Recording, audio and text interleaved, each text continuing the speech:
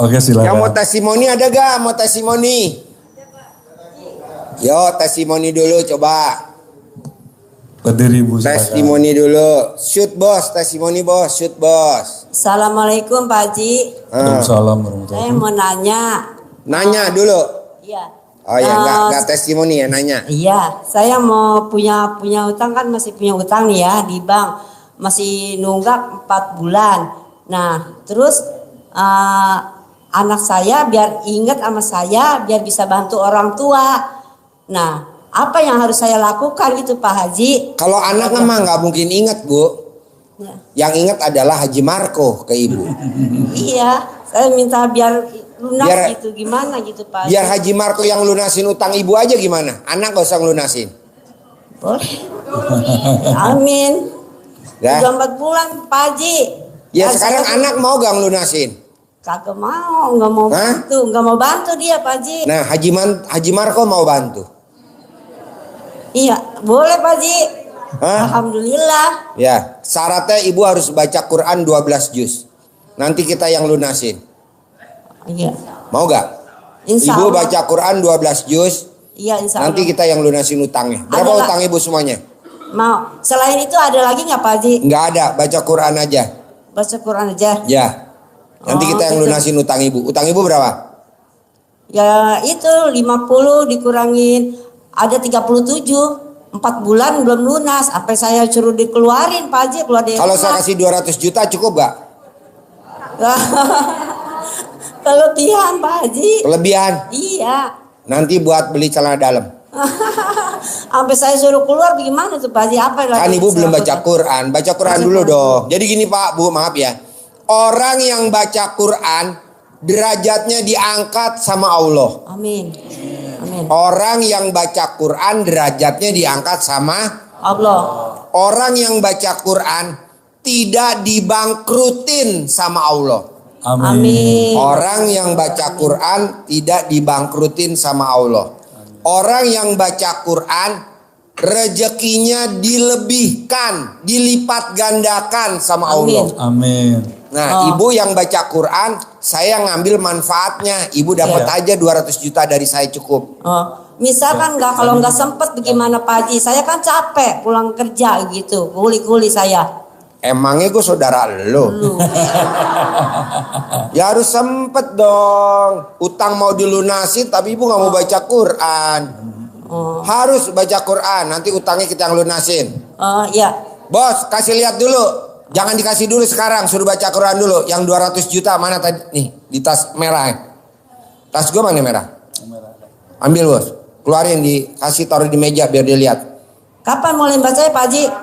Hah? Besok malam apa? Ala lu tidur sini, ntar gue bacain bentar lagi. Harus ya. Semuanya tumpuk ke atas. Tumpuk ke atas tuh, udah gue siain tuh buat lo tuh. Wow. Semua. Wow. Tuh, buat lo. Baca Quran sehari 12 juz. Ini semua dari lo. Ini kalau nggak salah ada 370. Buat lo semua. Gue nggak penting. Yang penting pahala lo buat gue. Amin. Gue lagi nyari tumbal, kurang 1 perempuan. Jangan tuh Pak Haji. Ya udah baca Quran, ntar yang lunasin. Sip, tepuk tangan dulu dong. Ya, terima kasih Pak Haji. Assalamualaikum. Ya laris tapi duitnya nggak ngumpul. Iya. Orang yang dagang laris ya laris tapi duitnya nggak ngumpul. Orang yang kerja tapi utangnya nggak lunas-lunas. Orang yang punya motor tapi motornya cicilan, punya mobil tapi mobilnya cicilan, punya rumahnya cicilan, punya istri atau punya suami tapi pecicilan. Tau gak pecicilan? Bawaannya pengen minjem mulu, pinjol. Penyebabnya cuman satu. Sholat badiah qobliyahnya bolong-bolong. Nah ibu sholat badiahnya kok bolong-bolong. Betul? Betul. Jawab. Betul. Tepuk tangan dong. Wow. Nah jadi nanti ibu kalau bisa Jangan bolong-bolong, nanti dagangannya habis, duitnya ngumpul. Nah, gimana caranya biar buat naikin modal? Dagangan sayurnya, bahan baku sayurnya sebelum dimasak, ibu langkahin dulu. Sambil ibu ngomong, alat kelamin laki-laki jual, alat kelamin perempuan beli, alat kelamin perempuan jual, alat kelamin laki-laki beli, alat kelamin laki-laki besar, alat kelamin perempuan besar, alat kelamin perempuan besar, alat kelamin laki-laki besar. Rame dagangan saya habis setiap hari, untung bersih satu hari 10 juta. Bapak ibu ngucap begitu. Tapi waktu ngelangkahinnya, ibu nggak boleh pakai celana dalam, nggak boleh pakai BH. Pak Haji, ntar kalau sayurnya saya langkain sayurnya sayur nangka, nanti rasanya kayak sayur bayam. Oke? Sholat badiah qobliyahnya lo bolong-bolong, kerjain. Ya. Boleh alat kelaminnya bolong, boleh. Tapi sholat badiah qobliyah nggak boleh bolong. Sekarang alat kelamin ibu bolong nggak? Bolong, udah 4. Haji Marco coba lihat. Udah 4 anaknya. Haji Marco coba lihat. Keker. Hei. Duduk kekernya duduk. Nanti toketnya ngaceng. Wow. Keker. Wah betul Pak Haji, bolong Pak Haji. Lebih dekat lagi bisa nggak? Lebih dekat lagi. Boleh Pak Haji. Lebih dekat lagi. Maju lagi kekernya. Oh oke. Itu ada tulisannya Pak Haji. Apa? Dilarang parkir di sini. Nggak lah. Sholat badiah qobliyahnya ya. Oke. Paksain. Caranya apa sih Pak Haji? Baca Quran wajib. Orang yang baca Quran saldonya tidak pernah di bawah 10 miliar. Selalu di atas 10 miliar. Tapi baca Qurannya dari jam 00 sampai azan subuh. Coba mbaknya baca Quran dulu. Kok Pak Haji gitu? Ya kan saya lihat istri saya. Saya kalau pulang malam pasti istri saya lagi duduk baca Quran. Sampai pagi. Tapi yang cair kan lewat saya suaminya. Istri saya kebagian. Nah coba mbaknya baca Quran. Bisa gak? Nanti semua nganggap mbak saudara kandung. Jangankan orang yang waras, orang gila aja nganggap lo saudara kandung. Bisa? Iya, coba kamu lihat Mbak Rati deh kalau ke RDAY. Semua anak yatim meluk dia. Bunda, semua meluk dia habis. Kok gitu Pak Haji? Ya karena pada mau diberangkatin umroh. Atau kita datang ke rumahnya tamu RDAY yang suka ngasih bingkisan anak yatim yang bagus-bagus. Itu semua anak yatim ingat siapa yang ngasih ini. Disebut. Nah mbaknya coba harus kaya raya. Semuanya yang hadir di sini. Caranya apa? Baca Al-Quran. Harus. Pak Haji kan utang saya belum lunas. Nanti yang lunasin Haji Marco. Kita udah sepakat sama Haji Marco 460 miliar. Kita sisihin 60 miliar khusus untuk lunasin utang-utangnya bapak dan ibu. 60 miliar. Kita bagi siapa dulu yang kita mau lunasin. Tapi syaratnya baca Quran dulu dong. Dari jam 00 sampai subuh. Nggak boleh sampai matahari terbit sampai subuh. Ini lebih saklek lagi. Karena kan kita bayarnya tunai. Bisa? Jadi ibu jangan takut. Baca Quran. Nanti pasti dianggap jadi saudara kandung. Oke? Tapi ibu kaya dulu. Iya dong. Kalau nggak kaya gimana? Saya bu kemana-mana naik Velfire.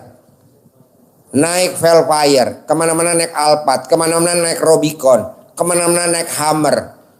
Itu selalu dapat parkirnya VVIP. Nggak pernah saya dapat parkir biasa.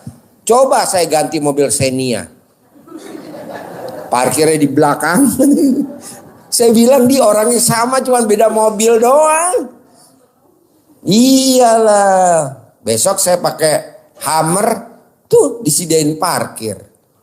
Coba ibu ke Plaza Indonesia. Berapa parkirnya kalau ke Plaza Indonesia? 250.000 yang di depan parkir doang. Apa ada mobil Xenia, Avanza? Nggak ada. Hah? Keberatan. 250. Coba ibu makan di La Moda. Restoran di Plaza Indonesia La Moda. Buduk aja ibu harus bayar, Bu. Mau minumnya harganya 25.000, 50.000, bayarnya nggak segitu. Saking restoran yang, nah ibu juga harus begitu. Bisa? Harus kaya. Nggak mau saya nggak kaya ya. Iya. Kita kemarin ngobrol di Grand Hyatt Hotel Plaza Indonesia. Enak banget Bu. Kita ngambil di kamar yang VIP. Alhamdulillah tuh. Wajar kalau dia cair 30 triliun. Karena kita 2 kali privat ngobrolnya di situ. Nggak diganggu orang, makannya enak, santai. Ini kita privat yang 2 juta rombongan pengen cair 10 miliar. Mana mungkin. Udah ngobrolnya rombongan. Nanyanya banyak. Aduh, janganlah. VIP. Oke? Dari Bapak Haji gitu. Adapun Kenapa nggak rugi? pertama ibadah saya meningkat lah. Itu aja jujur Pak Haji. Biasanya Nggak pernah sholat ba'diyah qobliyah? jarang. Sekarang? Alhamdulillah gitu. Ya Quran walaupun mungkin Tepuk tangan dong. Bu, Pak, jarang loh Pak di muka bumi, terutama di bumi Indonesia, orang yang sholat ba'diyah qobliyahnya nggak bolong, jarang.